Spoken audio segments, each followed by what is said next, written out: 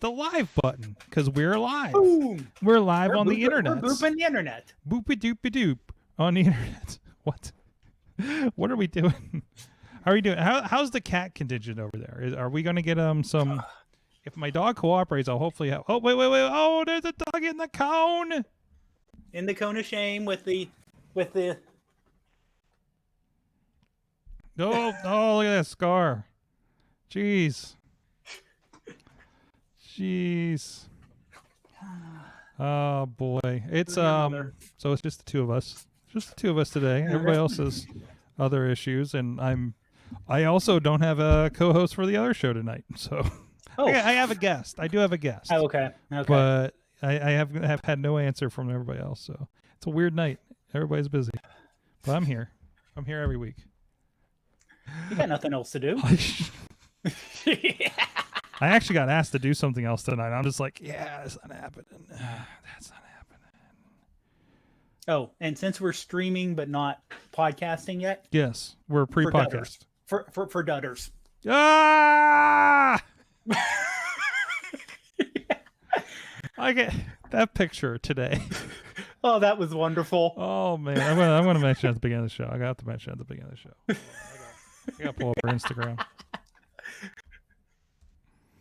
Let's say when she asked the question, should she flash Pittsburgh for the last time? I'm thinking, why are you asking? We know you're going to do it. What do you mean the last time? Like, is it not the first time? Well, I don't know. I mean, but before she said, should I flash my boobies for the last time before surgery? Yeah. And I'm like, it's one of those things. If you're asking the question, we know you're going to do it. Listen, man. You're asking the internet this question. I mean, exactly. The answer is always yes. That's just where we're at. All right, let's get into this. Let's do this thing. Cool. I feel like I want to watch my homework for the next show again because it was really good. Wow, that's unusual. It's really good. It was a good time. Good choice. Okay, we're live on the internet. Okay, live on the internet. Dave's eating a cookie at me. Mm-hmm. There you go. Podcast cookie. It's Cookie Cast. Welcome to Cookie Cast. Welcome to Cookie Cast. Mama burn her hands. Yo, Semi. Come on.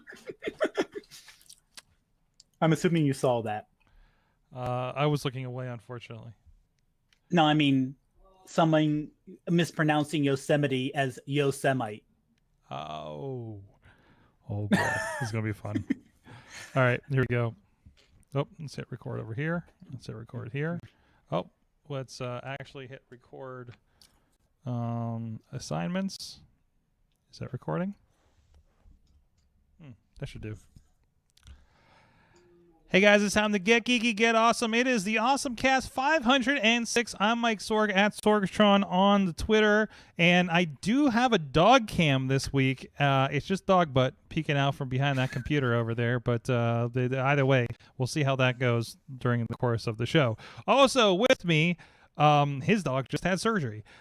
So Dave Podnar joining me tonight as the co-host. How you doing, sir? Good. Thanks for having me, Sorg. Of course, of the Tiny Shutter podcast, Prof Pod on the social medias. Oh yes. Yeah, pretty much everywhere between pictures and yelling and screaming. Absolutely. After all, it is 2020. It sounds like everybody else has been involved in the hospital today. So Chilla had a family emergency, and it's taking care of the kids. It's fine. It's fine. The kids are gonna be great. And Katie actually, she had her surgery in relation to her breast cancer today, to which she had asked, and of course decided to flash Pittsburgh for one last time, as pictured. If you're with us on the video, go follow her Instagram at Kate Marie PGH or Dudders on the Twitter for that imagery. So I mean, if there's a bird watcher down at the point, they got a show. Okay, but. So we're without this week. There are messages. Surgery sounds like it was a success, and already have a picture of her smiling face post-surgery in my messages. So good. That sounds like everything went great today. So some good vibes there for recovery. So This is the AwesomeCast. You can check out everything at awesomecast.com. You can also hit us up on our social media, AwesomeCast on the Twitter, the AwesomeCast Facebook page, and of course, please join the Facebook group for AwesomeCast. A lot of great discussion and stories that you guys have shared throughout the week that often gets into the show. So it's a nice awesome convergent for everybody, and we do discuss all the topics throughout the week. So it's a good community to drop into. Please, if you're joining us live right now, whether it be on Facebook or YouTube or Twitch or on the Periscope Twitter side of things, please hit the star, hit the like button, hit the favorite button, hit the share button most definitely, so this can help get out there. Hit a watch party if you're in Facebook, however that fits, so more people can check out the Awesome Cast and hang with you in the chat room as well. And of course, we're keeping an eye on most of those chat rooms as well. I see Steve's in the chat room as well. Amanda and him are leaving Erie, pulling for Dudders 100%. See, they're in the car watching. I'm hoping responsibly, more listening than anything. So thank you for dropping in on that. Side note, if you happen to have like Google Music, YouTube Premium, you can bring us up on the YouTube. I used to do this all the time with This Week in Tech. I bring us up, like I listen live when I had to drive all over the place. I'd pull it up live for whatever show was on their live feed on YouTube and just listen to it in the background. It was an easy way to do it, and that's a way that you can do it with us too if you happen to be driving around at 7 p.m. Eastern time every Tuesday. That was a long way to say, please join us. Also, please subscribe to the podcast for AwesomeCast and subscribe and rate us on there. And as well. And thank you to our audio partners, our friends at the 405media.com and Post Industrial Audio at postindustrial.com. There's a great newsletter with everything you need to know in the Rust Belt, at least, with whether it be coronavirus or protests or whatever is going on in the world. That's one thing that really helped me through the coronavirus early days, for sure, when they pivoted to that. Also, thank you to our Patreon supporters, our friends at the Coffee Club level at patreon.com/awesomecast, Matt Weller, John DeGore, and John Carmen, and our friends at the Fan of the Show level, Michael Fedor, our friends at pghmuseums.org, our friend at professorbuzzkill.com, and I was listening to some Professor Buzzkill over the weekend about Hitler and gun control. I know, rousing topics, but no, actually very informative too, especially around everything. But of course, hey, Dave Podnar supports us as well at the Tiny Shutter Podcast. Thank you, yes. Dave. Oh, welcome. And let me throw an extra little thing in for Professor Buzzkill for his POS Saturday recently about the Croatian leader during World War II. Really fascinating topic. Admittedly a little depressing, especially since, the last name is kind of Croatian on my end.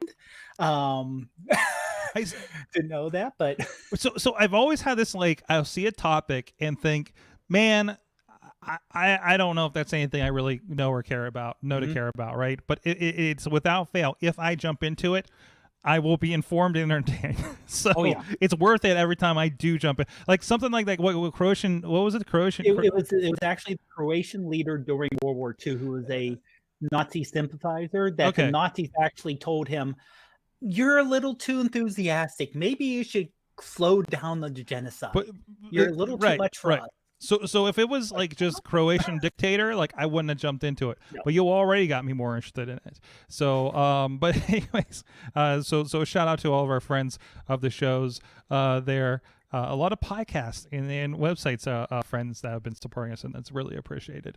So let's get into our awesome things of the week. So you know what, Dave, I'm curious because I'm not sure what this is. What is your awesome thing of the week? Sure. For me, it wasn't a physical thing. It is a P3R, which is the group that runs the Pittsburgh Marathon and a few other races. Because of it being 2020, everything went virtual this year. Literally, because their first race, the big first race they do is, of course, is the marathon in May. Had to go 100% virtual. The Liberty Mile, which is normally around this time, had to go virtual. They're trying to go and do the Pittsburgh 10 miler, which is in early November. Fingers crossed, but they're giving a virtual option for that at least. Okay. But one thing they're doing is heavily supporting people and highlighting people doing virtual running. And unlike, let's say, technology conferences where most of the people attending are just attendees, they're not participants. Where it's, we'll make it easy, we'll have our 10, 20 speakers and they can interact with people, and most of the people who are participating in these running events are your participants. The fact that you do have the marathon on Sunday marathon morning, you got 20,000 people down there plus running the race. And the one that just was scheduled to happen now was, and I'm wearing the shirt here, the Great Allegheny Passage Relay. I don't know how much you can see it here, but I got it. Okay. The idea was, it's basically, if you know the trail that runs pretty much from downtown Pittsburgh to Cumberland, Maryland, is it normally up to this year was a relay race. So they had, I believe it's 25 stages where you have a team of 8 and everyone would run one stage. You get into a van, get moved to the next one, you take your turns running it. And it would run middle of the night. I never actually ran it. But this year, because they said, well, obviously we can't do this. There's no really way to socially distance, especially a race that's 150 miles long. From start to finish, we're going to do it virtual. So you can sign up online, and they are using social media to really make sure everyone stays connected. So they're promoting, say, hey, after you run your thing, take a picture of yourself. We'll give you templates to fill out. So you can say what stage you ran, the distance where you ran it with, post it on social media, and they repost it once you tag them. So it gets everyone involved. They make it really easy to keep like the team I was part of, where, make it easy for everyone to contact each other and keep up to date on, we each had 3 legs. So it's like, I just finished, I was assigned leg, let's say 10. I just finished leg 10 today and I completed it. And the thing is, it's really nice is you can go on and post your virtual results right online. Makes it really easy. So they transitioned, which a lot of races haven't. A lot of races went from, we can't do it in person, we'll either offer you a refund if they could, or we'll offer you the firm until next year, but we really can't do anything. Where they heavily switched virtual and hitting the social media, and they even started a podcast. Just recently. I love this, and this is a bug that popped in my head in March when everything was going down. We got to get creative about stuff. I've been saying that for a while. Like, the people are going to do well through this, or even grow through some of this, are the people who are going to get creative with things. And events are a big part of that. You and I are both part of a certain project that had to move virtual basically at the last minute that involves motorsports, so that's fun. So if I can slide that into kind of, this isn't my awesome thing of the week, but it really pairs nicely for you, and I actually didn't even have it on the rundown. I don't know why, because can't see the forest from the trees, and I've had 2 calls about this week. I'm actually involved, and involved as in I have an assignment. There's Fresh Fest, which is the black beer festival that's been going for several weeks, years. The guys from the Drinking Partners podcast, of course, have been putting it on, and that was a thing that took over all of Nova Place over there on the north side, right? Just incredibly huge thing, and I was there to help stream some of the stuff last year as well.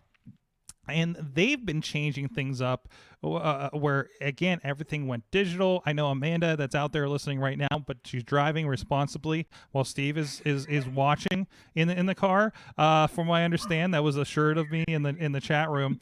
But I'm sure you can still sign up since it's digital. But yeah, no, you sign up you hear Podcast Dog in the background. Sorry about that. But anyways, cut it out. I know I'm excited about Fresh Fest too.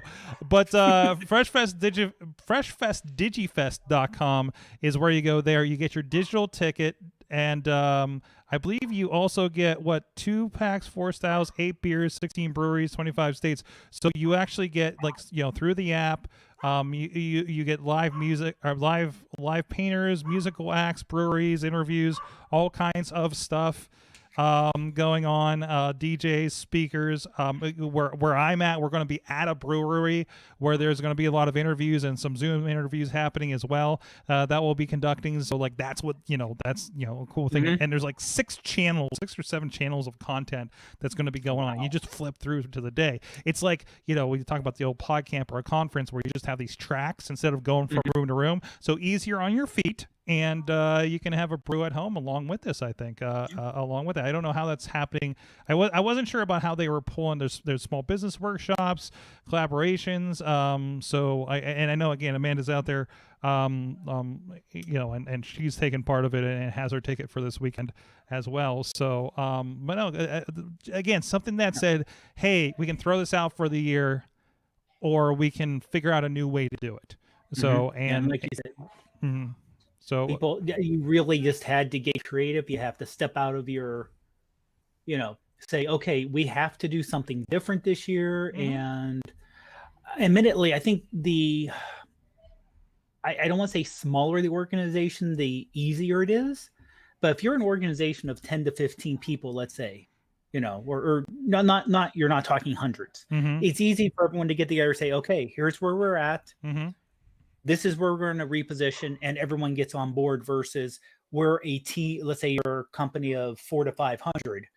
To make that change, it's a lot harder.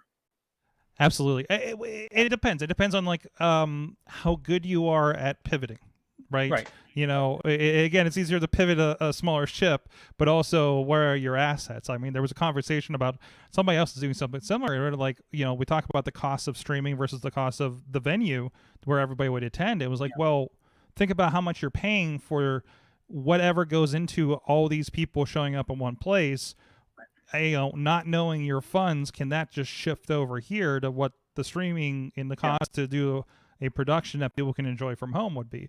Like, where does that kind of line up, and does that fit? And people have to think, does that fit their goals for the project, the event, the fundraiser, whatever the case may be? These are the kinds of conversations that we've been having for months. I think both of us in our contacts. So it's really interesting, and it's cool to see the people that are figuring it out, and figuring it out,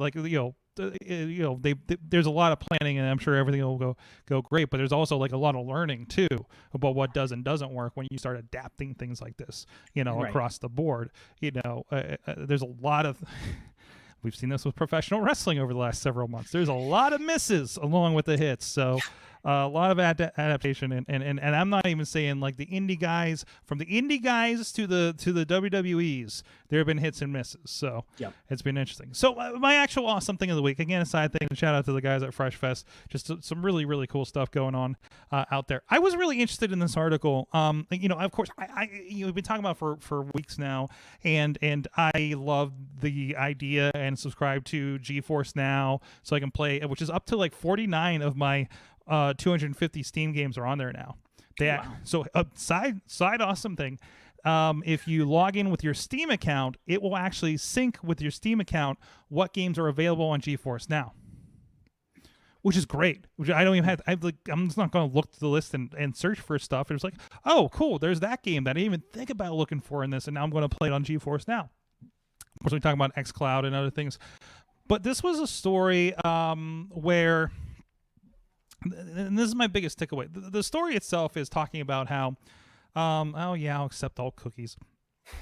Not a visually interesting story for you guys, but Ubisoft is signing a multi-year partnership with cloud gaming provider Parsec. I know it sounds like a Star Trek unit of measurement, which I think is what it is, if I know my Trek.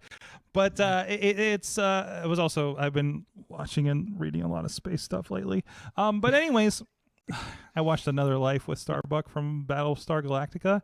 It was interesting. If you're just like, I can't wait for the next Lost in Space season to come, go ahead and watch it. Anyways, the point is, Parsec, okay, it's another one of these things like a GeForce Now or something.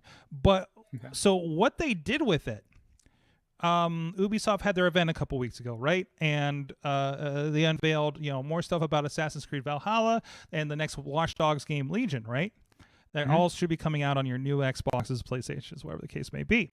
And I kept seeing all these things like about journalists that played the game this weekend. I'm like, okay. And I'm like thinking, wait a minute. And actually, this just hit me. E3 didn't happen. How are the journalists going to play the games? You're not going to send them a disc. You're not going to send them a disc. Yeah. So turns out they used Parsec to deliver demos to the journalists so they could play the games.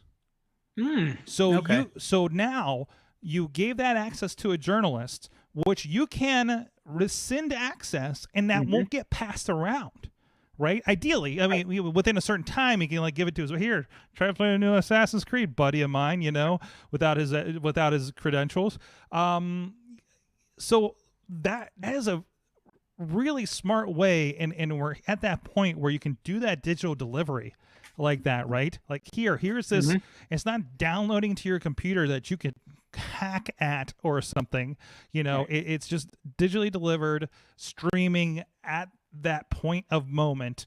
And it makes it also part of this CD Projekt Red. They're the developer between Cyberpunk 2077, the one that has Keanu Reeves in it, that's coming out, and which I think very soon actually. That used GeForce Now, NVIDIA's GeForce Now cloud service, to allow press access to that game. So this is kind of cool. Again, this is a very behind the veil journalism developer kind of thing, but a really cool other use of it than me paying my $5 to play my Steam games on my really shoddy 4th gen i5 from 4 years ago, right? Or my phone or something, right? Like it's like, no, go play this and so you can do that, because instead of making all of us go to Las Vegas and lose our feet. Right. So. You know what? I kind of wonder, are a lot of these changes that people are making, and admittedly not an original thought, making now because they have to, is it going to be, 2021, that worked pretty good last year, so we're just going to do this in the future because it worked good enough and it was a lot easier for us. It was a lot easier for you. And these are probably changes we should have made. And you hate to say, and I hate the term, I know the term, never waste a good crisis. I've heard people use. Wait, what? Is this in your business meetings? That is a term you hear business people use. Never waste a good crisis. I've never heard this. Yeah. Because normally, cat alert. Because it's normally during a crisis. Keep moving. Yeah. It's normally during a crisis that you make the changes you have to make. That you kind of wanted to make in the first place. Yeah. So a lot of the changes that a lot of places are making, I could see saying, okay, we had to make this change now. Oh, that actually, it may have been as bad, but hey, we did it. We're done with it. Let's continue to do it this way in the future. Yeah, kind of like everybody getting thrust into work from home, and it doesn't work for some people, but some people are like, this is kind of nice, and people are just completely readjusting for that. This is going to be an ongoing thing, like between all of these, like pluses and minuses. It's kind of like, maybe this is something similar, but I've heard this isn't the right terminology, but something like we need a good war to move forward. Watching a lot of the Soviet space race. Like, there's a reason we went the race out of nowhere in the 60s, where we probably technologically, we shoved technology forward to get us to the moon. Yeah. Right. Like, and more realizing that as I'm looking back at this and reading and watching things, like just the insanity that we pulled off what we did when we did is nuts. And then notice how little it's happened since. It was thrust upon us. How much development happens when you look back when it would, I don't want to use the term a good world war would happen, but the technological pushes ahead in technology and in airplanes and ships and unfortunately weaponry, but all the stuff that comes out of that afterwards is very significant. And it's like we needed something to kick us in the ass to shove things forward than just making fancier iPhones every year. Right. Well, also the push of, let's say for the space race of, NASA we want to put someone on the moon in the next decade. Great. How much money do you need? No, it doesn't matter. How much money do you need? We will give it to you. Yeah. Versus now where NASA's budget is especially it's a percentage of the federal budget, is a very small fraction of what it was in the 60s. I mean, it is teeny tiny, and it's still amazing what they do. Absolutely. And of course, we got this from streaming video games in the next Assassin's Creed, but you get the idea. That's going to be cool too. I promise I have some more video game talk coming up a little bit later in the show.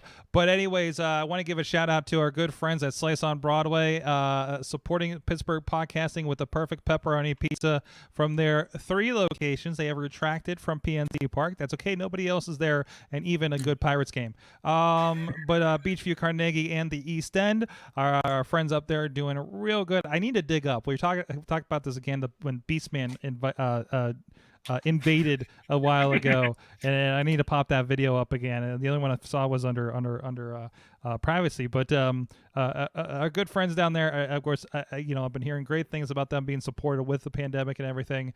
A lot of people at home, a lot of people still getting their pizza, and they're the best ones to get in the town. So go check them out if you're in the area. SliceOnBroadway.com. I know the Riz has been at them a lot, so good to see. So we have a couple of things. Okay, this is the Katie's Not Here. We're going to talk about Animal Crossing in full spirit and unity and good vibes to her recovery. So this is the one she shared because, of course, damn it. And I actually had to ask her if she did this after I asked her if she did this after she told me she was playing with her niece for a few hours. And I was just like, that was probably a little awkward to ask. But sooner or later, if she doesn't see it, somebody else is going to draw it on the internet, unfortunately. Can't see everything these days. Anyways, the thing we're talking about is Animal Crossing fans get fireworks and immediately draw dicks. Because, of course, there's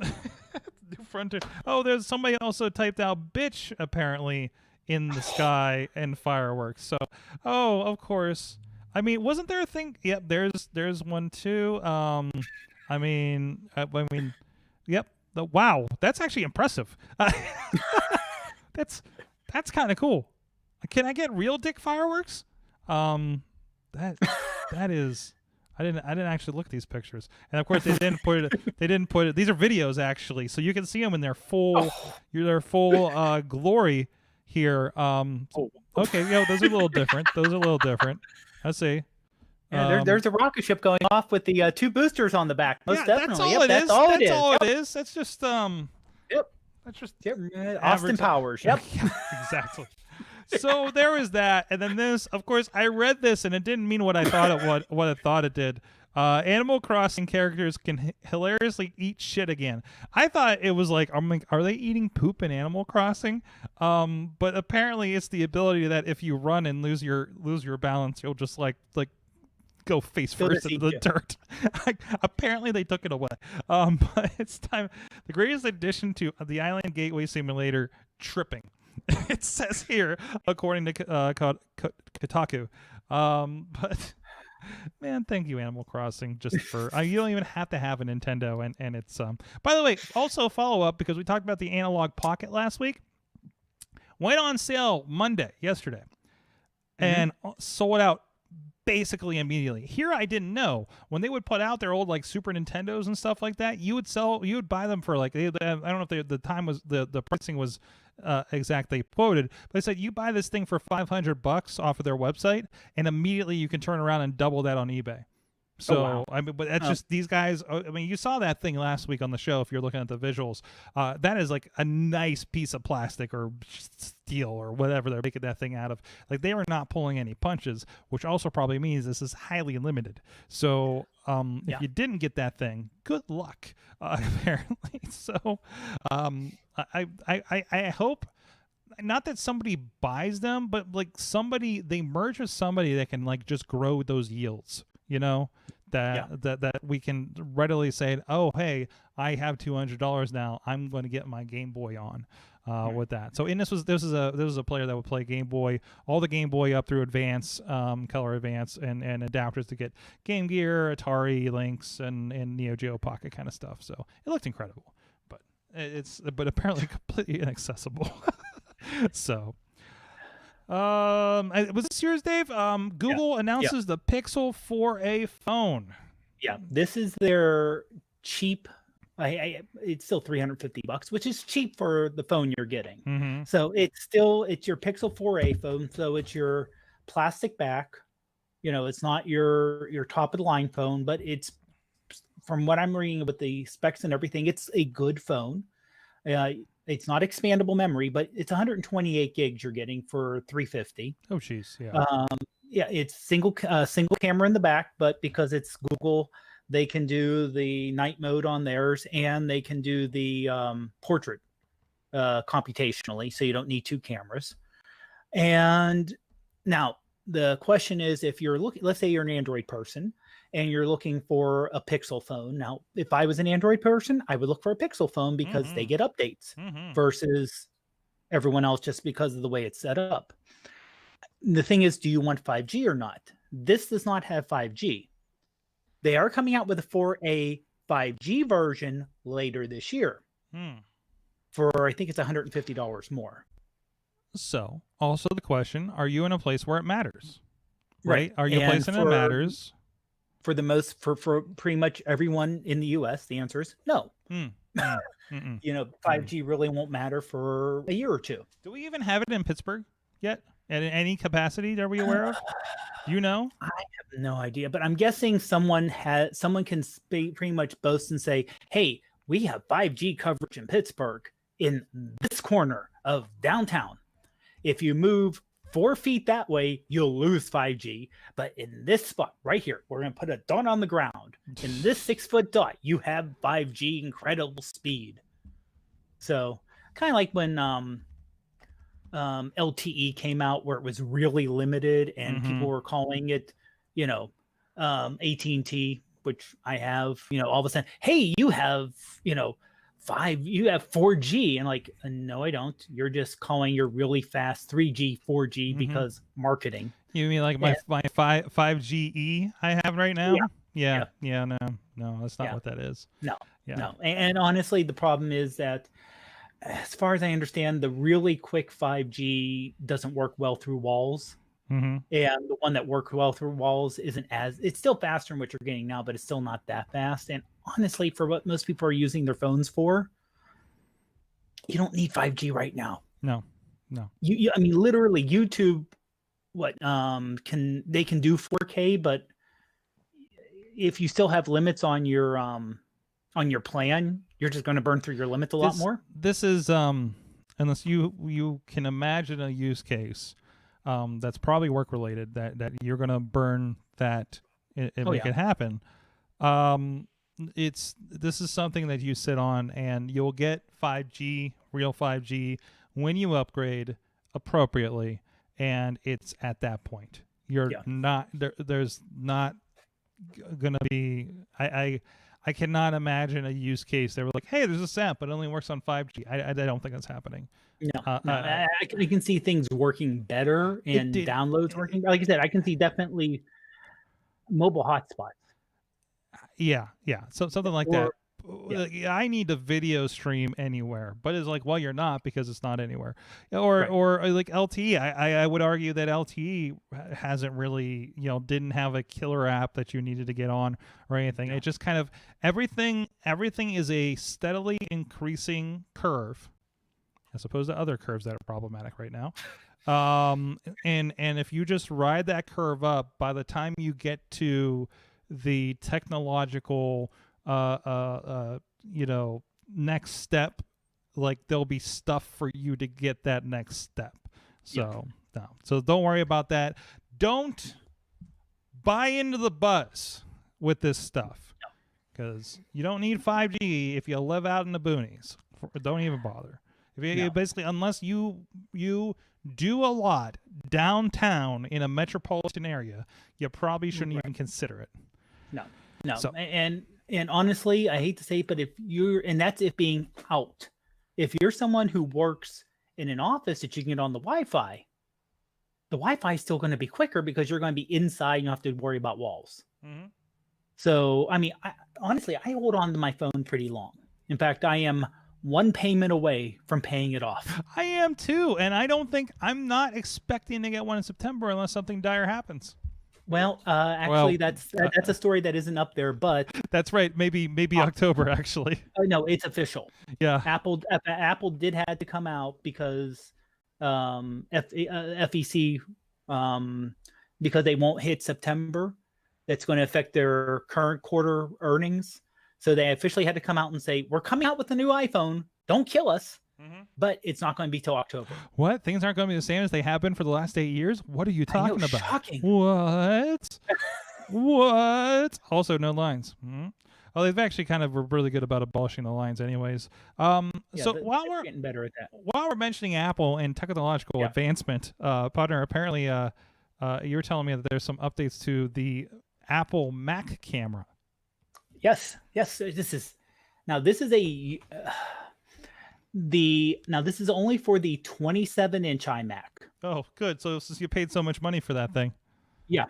But if you have the 21, if you're buying a new 21-inch iMac, you're still stuck with 720 for some unknown reason. Crazy. It is crazy.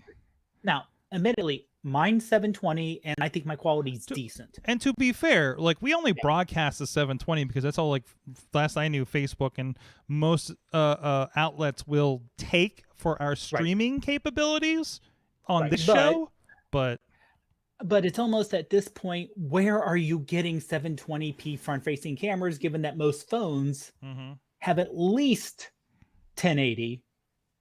You know, they do 8 and they do 4K phones just to get the front-facing selfies. So Apple has so many. You know, they're selling tens of hundreds of millions of phones a year with those cameras. They could put those cameras into the iMacs, into the MacBooks that have more room, and just boom. Then it's not going to cost you that much more because even iMacs, there's no cheap Mac, but they did increase it. They finally increased the 27-inch resolution to 1080. But the cheapest iMac 27-inch is $1,800. I'll call it $1,800. Yeah. And they did get rid of the Fusion drive too. Okay, I heard problems with that. I don't know if I've had one of those. I have one on the one I'm using right now. I have a 2018 MacBook Pro, and I think it's just an SSD. I think I skipped Fusion because I went from like a 2013 to a 2018. Yeah. So the Fusions were only left in the iMacs. Okay. Because they're actually they're half spinning drives, half SSDs, and the only reason I got it was on the lower end, and the fact that I was able to get a terabyte worth of storage versus the entry level SSD I think was 128. I'm like, I don't want to do 128. Yeah, that hurts. That's and I don't want to step up because of Apple and their prices for storage and have to step up an extra few $100s just to get up to 256. Now they're starting off at 256 at least. So, and they're better with the video with the compression for the photos. So you can live off of that almost. And I look at that 1700 or 1800 and I was like, I don't get a computer with less than 16 gigs. Yeah. Across the board. Just for video things and number of apps and stuff. So now and I think all they did was upgrade the internals. Video production mindset. I want to say you may be fine with it if you're getting one. Right. No, what I'm saying though is that if for the 27-inch iMac, you're able to do a easy user upgradable for RAM. That's the only thing you can actually upgrade. Oh, good. For the 27s, you can actually there's a door in the back, pop it out. There's 4 spots for your RAM. You can just manually put them in. You can't even do it on a Mac Mini anymore. It's nuts. It's crazy. Yeah, it's crazy. That's the one negative. I shouldn't say one, but it's one of the big negatives for me about Macs. Now, admittedly, I haven't upgraded this thing in 3 years. I think I have it, and I have 8 gigs of RAM, and it honestly, but I don't do heavy processing on it. No.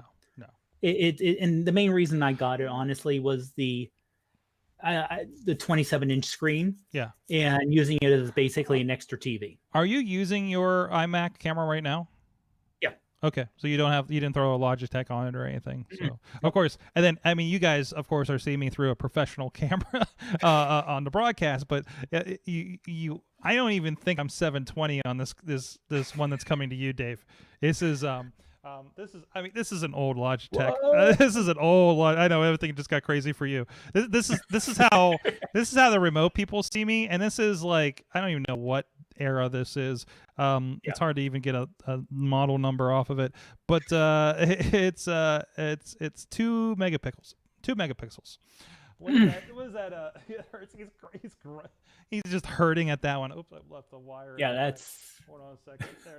There you go. Okay, I actually have the stream for everyone else down below looking at you, and okay, that okay. Yeah, for everyone else, I was actually on the tumbleweed ride that Sorg was doing. I gave away all my C920s for a cause that isn't around anymore. So, could I ask for them back? You think? I'm finding more uses and wish I had them and don't want to drop another $90 a piece. So, if they're not using them. Anyways, But yeah, so I mean, the internals were upgraded with the iMac. So if you're looking, I mean, the thing is, it's always the same thing with computers and phones. If you don't need it, I hate to say it this way, it can sound like someone's dad. If you don't need it, don't buy it. Yeah. If it's like, hey, this is working good enough for what I need right now. Do I really want to have the new shiny? Yeah. And it's always buy as much as you can afford. Right. Always the case. So. Right. Speaking of what we can afford, are you ready to drop $30 for Mulan? So it officially came. I just caught this. This dropped at like 2:30 today, and apparently I'm in the mobile version of this. Mulan, it seems, is coming to Disney Plus. What the hell? There we go. Is coming to Disney Plus September 4th, but you will still have to pay $30 to watch it. You will be able to use it in the Disney Plus app, but it will be a one-time charge to watch it. And I believe that may be a rental. Ooh, I believe. So now Disney says that this is intended to be a one-time thing. Okay. With there's no intention for this going on as an ongoing type of service. We'll see what happens. So and also you must already be a Disney Plus subscriber in order to do this, to have the privilege of to pay $30. So well, first let's your immediate reaction to this news. Well, without knowing that a lot more details, because it came out late, and I don't know your excitement about Mulan live action. Yeah, I mean, honestly, I'll watch it. Yeah. But there's no Lion King. I have to watch it. I have to go out and watch. But also, I hate to say, this is one reason why we don't go out to movies, because even going to a matinee and with the popcorn and the this and moving, you would have paid this. And then you would have paid it. You would have paid the same amount. Exactly. And honestly, and this is just me personally, very few movies, and it wouldn't be Mulan, not just because of, would actually get me going out to where I want to go out and, first of all, brave the crowds now, but I want to have first day access. Yes. I do not want to wait 2 weeks to go out when the prices are going to be half the price. Mm-hmm. I can't wait to just get my hands on this. And, if you're a huge Disney fan, I imagine people with kids, even though I don't know, I guess if this was Frozen 3, I could see people with kids maybe a little more. I don't know how big Mulan is. Your child, hypothetically, has been sitting at home watching his Disney Channel and got bombarded with Mulan ads leading up to the potential May release or whatever, right? Yeah. Or March. No, it's supposed to be late March, I think. Maybe. Yeah, because I thought because I think it was coming around my birthday. Yeah. So it's in the kids' heads, likely. So. Like that Disney is good at that. Yes. Yeah, that's what we're hitting here. Of course, deal breaker via Amanda via Steve. Not worth it at all, basically because of no Mishu the Dragon, which I think was Eddie Murphy in the original movie. I don't remember much of the original movie, but seeing the trailer for this, it did look like a good movie to watch with March my 21st, with my AMC pass. March 21st was originally. Wow, I can't believe. Wow, the movies that early were going. Related, Black Widow has been pushed to November 6th. Happy birthday, Missy. Weekend of. Wait. Currently set for theatrical release. Will follow the same quick path to your TV. We don't have that news yet, but we'll see how we're doing in October after everybody goes back to school. So, yeah. Just well, I mean, honestly, now the one thing I didn't see, and I just did a couple of perusals of websites, is like, okay, it's $30. I'm assuming this is just going to be eventually part of Disney Plus. See, yeah, but eventually. How long? Wait for it. Well, okay, so Scoob came out, right? Memorial weekend, which I think was the weekend or a week after it came out. It was $20, maybe $25 to purchase. Rental was maybe $15 or $20. I think $20. $20 to rent, $25 to purchase, I believe. And it was a movie I wanted to see. It's a movie I probably was going to take my mother to see. Okay. We have a thing about dog movies. I have to take her to the dog movies. That usually ends up being about Christianity, and we're all crying at the end because the dog is inevitably going to die. Scooby was about none of those things, by the way. Good. Just to clear. Also, it was fantastic. So I was like, we're going to watch the Scooby movie for Memorial Day weekend. And we did. And now it's in my collection for Movies Anywhere. And then like a month later, I see it for $10 on iTunes. Yeah. So I mean that's part of it, but it's like, but I got to see it then, But it feels less. Yeah, like I said. Yeah. When you can have appointment viewing like that. Yeah. It definitely works. Something new, and now I think Mulan we're going to see on Disney Plus by Christmas. Yeah. Like without extra charge. I can wait for that. And to me, going to the theater would make it feel more important.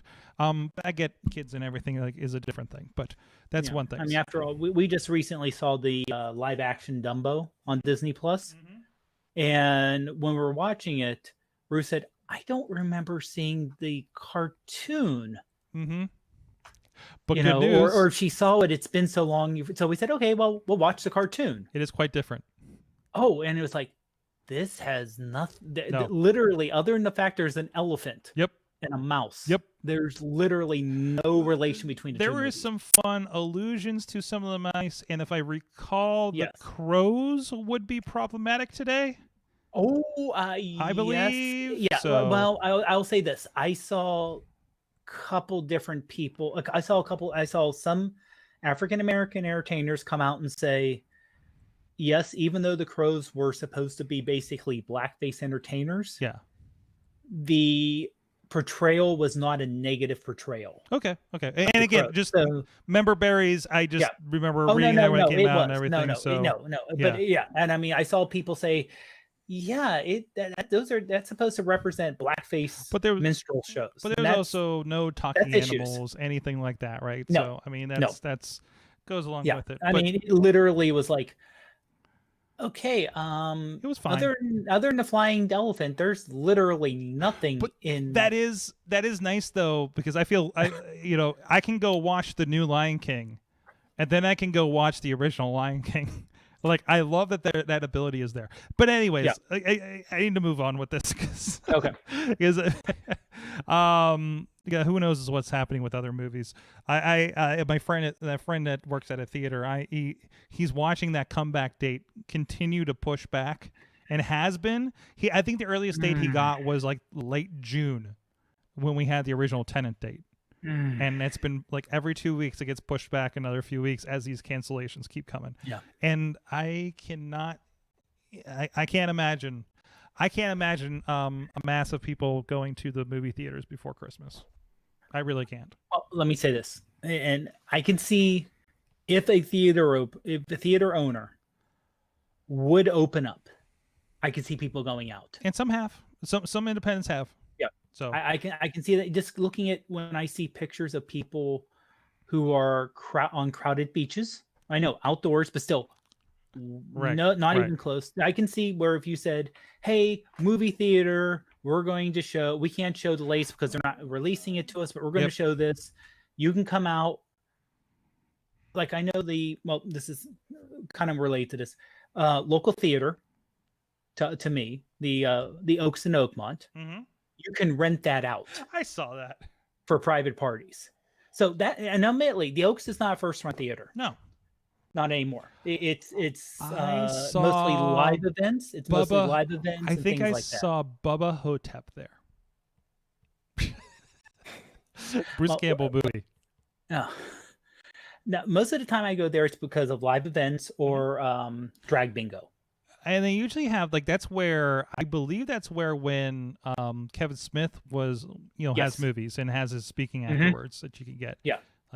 That's and I like that that stuff can potentially still happen. It's going to be a higher dollar event. Like the ones that have the room can be creative with it, hopefully. Right. Right. And I mean, like I said, this is again being creative and working around what you can work with. They're saying, "Hey, and I've seen them post pictures of people have their kid's birthday party there.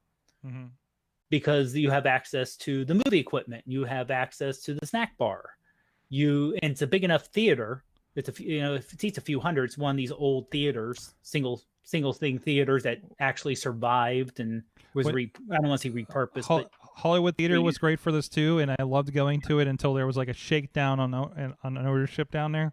But again, I've never felt with the amount of people that were ever in there, I never felt like there would have been a social distancing problem. But in a good way, But it was also huge. But anyways, all right. I want to roll back to video games because I got a few quick hitters on this real quick. First of all, just an update, a couple quick updates. Here's one: Microsoft confirms that Halo Infinite will be a free-to-play multiplayer game, or at least the multiplayer component of it, and will be running at 120 frames per second. Ooh. Holy crap. That is going to be smooth as butter. I'm presuming you bought that $400 piece of hardware to run it on. I'll be watching it. I'll be playing it on my original 360 and hoping it's not choking. And your TV can handle that too. Yeah, my TV's not getting anywhere near that. So let's be honest about that. There is a new Battletoads game is officially coming August 20th. Very excited for this. Also, this is a Rare game. Things I didn't think about. Rare is owned by Microsoft now, which means Game Pass is getting the new Battletoads on the 20th. So I have a confession. I have a confession, by the way. I have purchased my first purchased Xbox One disc. That'll be coming tomorrow. Ooh. Because I watched the new Transformers series on Xbox, and I'm like, I want to go back and play the games. And I do have the first of the games, War for Cybertron, on my Steam, but I didn't have a computer to play it readily. So I was looking, and they took everything Transformers down because the Activision's license it went, just like the old Marvel games. And so you can't buy it digitally. So I found a copy of Transformers Devastation, which is the old school style cel-shaded hack and slash Transformers game, which I'm sorry, after I see a visual of you are Optimus Prime and you fight Devastator, old ass green Devastator, I am down for this. And I found it for $22 on Amazon, and it's going to be at my house tomorrow. I will play that disc. I will. It's going to be the stupidest hack and slash game, but man, it's like when I went back and bought Wolverine Origins a couple of years ago for the 360.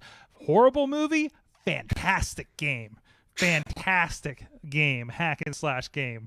Best Wolverine video game representation, period. Anyways, I also get the Deadpool game, which I think they released. So, sorry, all of that to say, yeah, Battletoads is coming out. It's going to be cool. Let's see. What else we got here? More confirmations on the xCloud, Project xCloud being worked into Game Pass. Game Pass uploaded a logo that a lot of people are making. It was slow news day apparently yesterday. It will be coming to Android first, iOS expected later. Ooh, that's a bit unusual. Their beta was really limited and only included Master Chief Collection. Steam had a lot of trouble bringing their Stream Link to the iPhone or iOS devices. I feel like this is likely a related issue that they have to suss out. So it is going to be easier for them to put on Android, but hey, it's wrapped in with that $15 ultimate plan that many will have anyways, so that works out. And if you haven't, it's going to be worthwhile. That, and being able, if your game is not on Game Pass, when you have the ability to stream it to your phone to play from the Xbox, because Assassin's Creed isn't in Game Pass, also amazing. But let's see. And finally, I want to throw this out there. Alto is coming to more platforms. Alto's Adventure and Alto's Odyssey in the Alto collection. I believe that includes like all the consoles. It had already been on Windows computer. Windows computer? Yes. on your Windows computer. Jeez, what am I doing? But it's coming soon to the Epic's Game Store, Xbox, PlayStation 4, and Nintendo Switch. No price, but these were like $5 on the iPhone. This is you're snowboarding basically. It's a downhill snowboarding game, and it is the calmest thing that you could play. I highly recommend grabbing these. You even just go grab it on the iPhone. I think you can buy them as a pack on there. It's from Snowman Games. Also do the really good Skate It game that's on Apple Arcade. So highly recommend. There's this endless meditation mode where it's just you go. Like there's no like you die or anything. It's just okay. I have to look at, because for a little bit of time they were offering them at no cost. They were actually, and I downloaded both. Nice. And I started to play it, but I hate to say it, I kept dying, and that dying kind of kills your chill. But if there's a meditation mode where I can just keep doing it and just that sounds a lot better. So highly recommended. But with the music and everything, it was just a nice soothing to bed before bed game for me. It really was nice for that. We were asked in the chat room, and you may need to play this game to calm yourself after a topic such as this, because the question came up in the chat room. So Steve, what do you guys think about this TikTok BS? Yes, it's BS. Guys, are you ready for international incident over your TikTok app? Because I don't. I think Microsoft is going to end up effing themselves over, and it's not going to be good for Microsoft. All of this for TikTok. I don't know. But I love already the TikTok community reaction of this is how you use TikTok if you happen to be banned in the United States. Listen, what was the thing? What was the thing I've been saying? I've been saying wrestling finds a way, because there's all these weird, much like we were talking about the events, just finding a way around, a way to continue. I think TikTok will find a way, and whatever that is, I don't know where this is going, but there's enough sentiment for it to be an issue, I guess. Go ahead. I was kind of wondering technologically how, unless there's an order, and we don't know legally how we can do this either. We don't know legally how.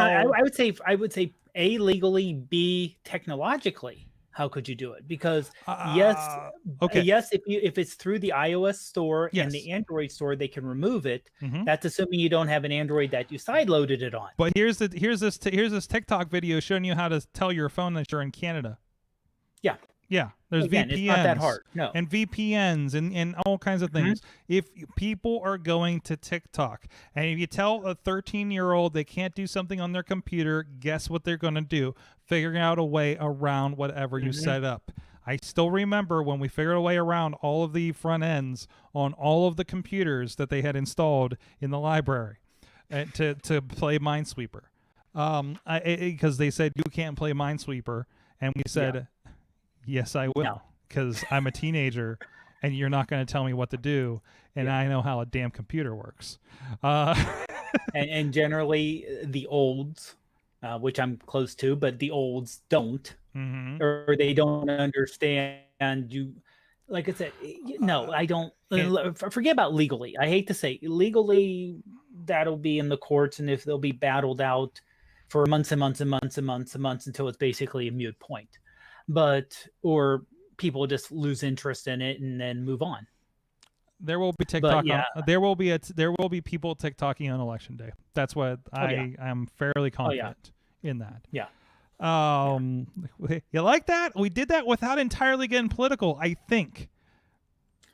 I will say this. I will say this. Trying to be fair, I could see both sides. After all, it was Tipper Gore. I'm going back in time now. Whoa! I'm going back to Tipper Gore and basically the morality police talking about all those horrible, horrible video games back in the 80s that were ruining kids because they were so violent. And those are the Democrats back then.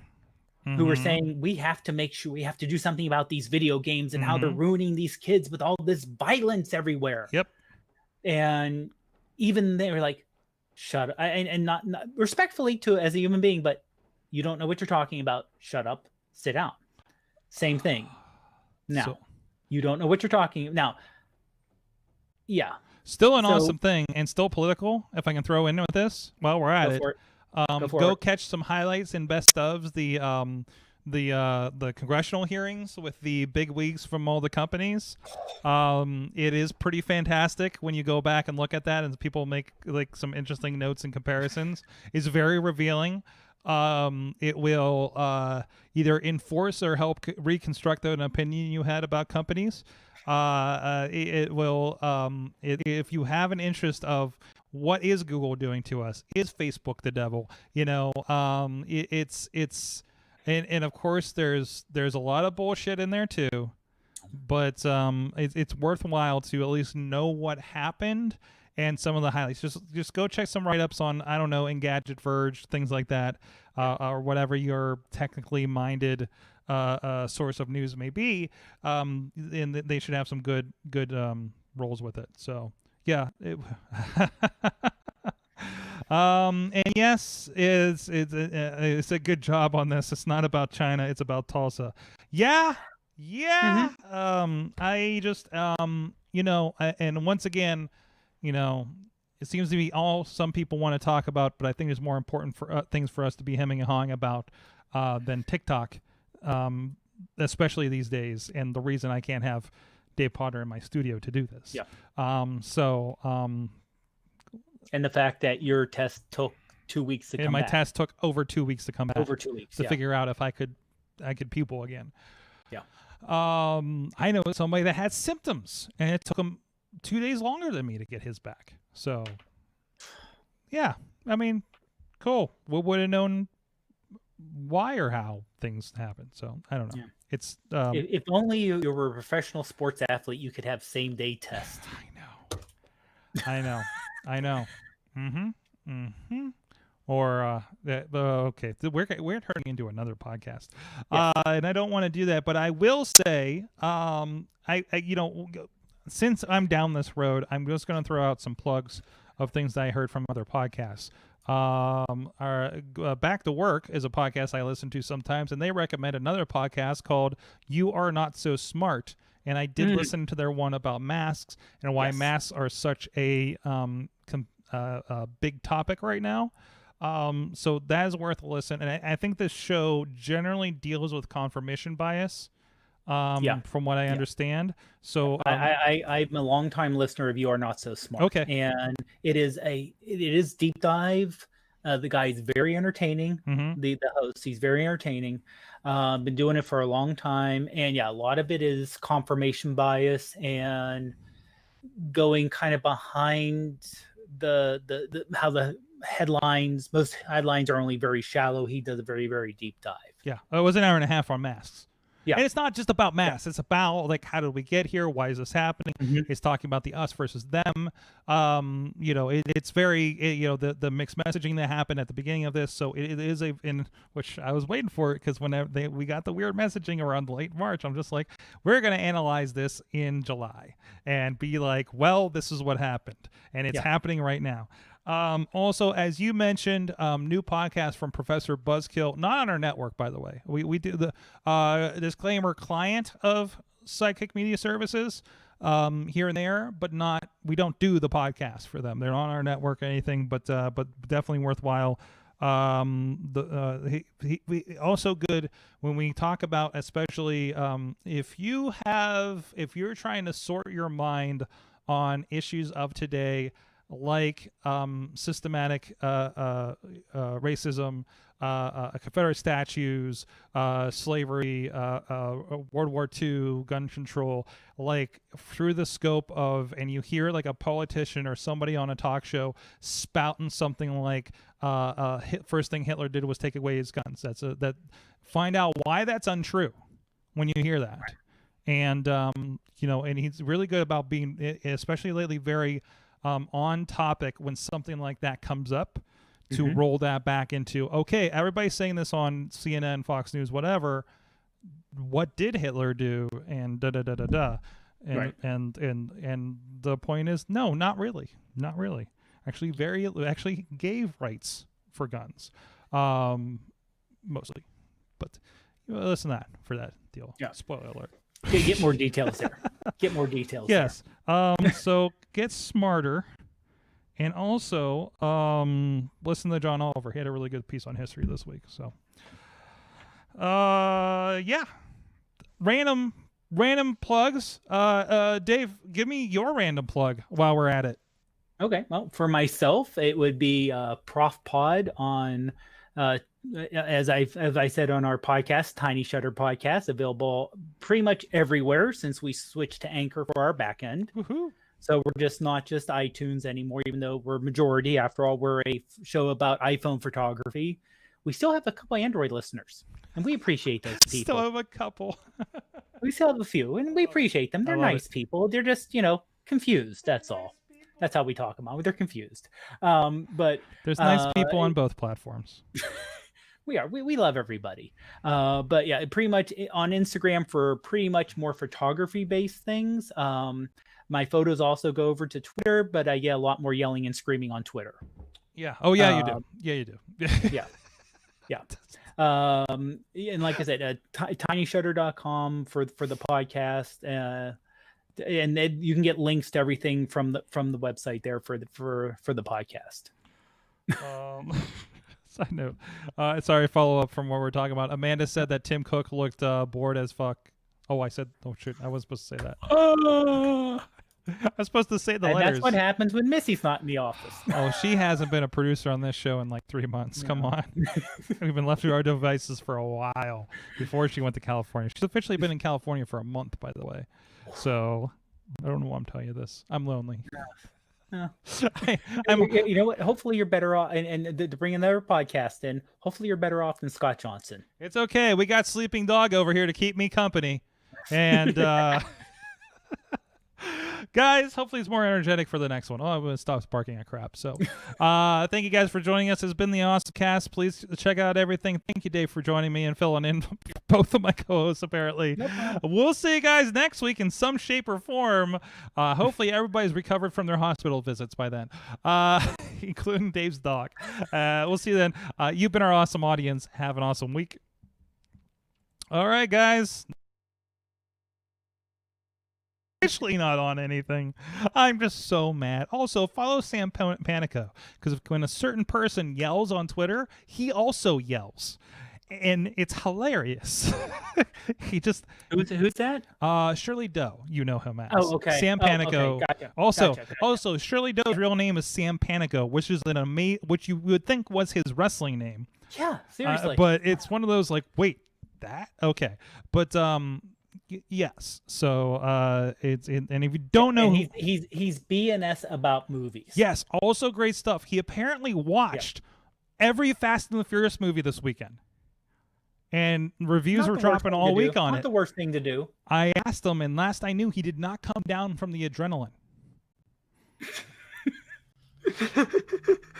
And for context, for those that don't know the wrestling, Shirley Doe is a very, can I just classify him maybe as a very ECW-minded wrestler that has been wrestling since at least the mid-90s.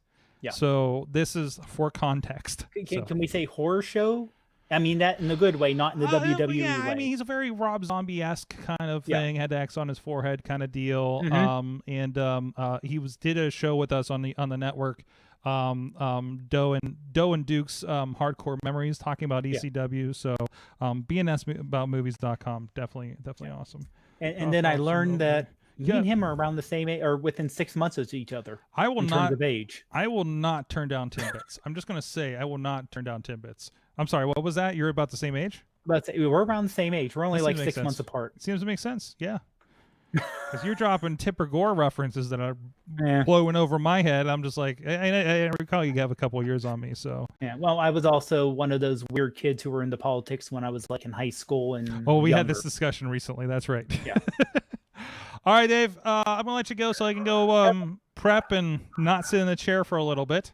And I got barking dogs now. And you have the barking dogs. Get off here before my dog hears it on the stuff. So yeah, see if I put my leg here, it goes like brown, and then here it gets better. This is like it's a power thing. Like I don't know what cord I'm leaning on here, but it definitely changes. And then I get lazy and put my leg down. Anyways, I'm sorry.